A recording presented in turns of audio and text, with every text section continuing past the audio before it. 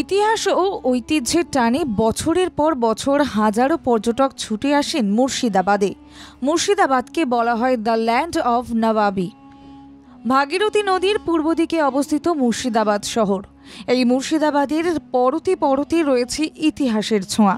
শুধু এখানে হাজারদুয়ারি আছে তেমনটা নয়, এখানে আছে আরও অনেক নবাবী স্থাপত্য, মসজিদ ও আরও অনেক কিছু। তবে চলুন আজকে যাওয়া যাক মুর্শিদাবাদের কাটরা মসজিদে। মুর্শিদাবাদের অন্যতম নিদর্শনের মধ্যে একটি হলো কাটরা মসজিদ। এই মসজিদে ঢোকার মুখেই রয়েছে লাল রঙের চোখ জোড়ানো স্থাপনা। এই মসজিদ 1723 থেকে 1724 সালের মধ্যে নির্মিত হয়েছে। তৈরি করেছেন মুর্শিদ কুলি খান। বর্তমানে এই চতুর্ভুজাকৃতি মসজিদে রয়েছে নবাব মুর্শিদ কুলি খাঁয়ের সমাধি।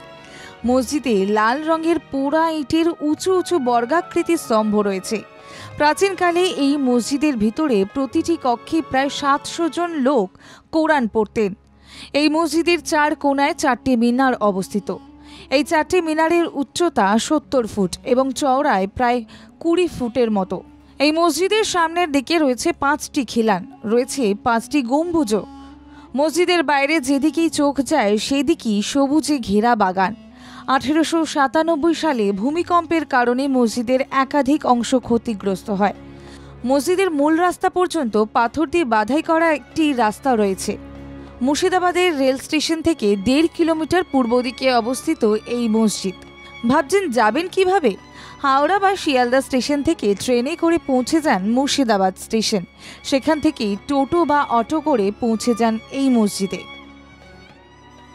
ব্যুরো রিপোর্ট, বাংলা জাগো।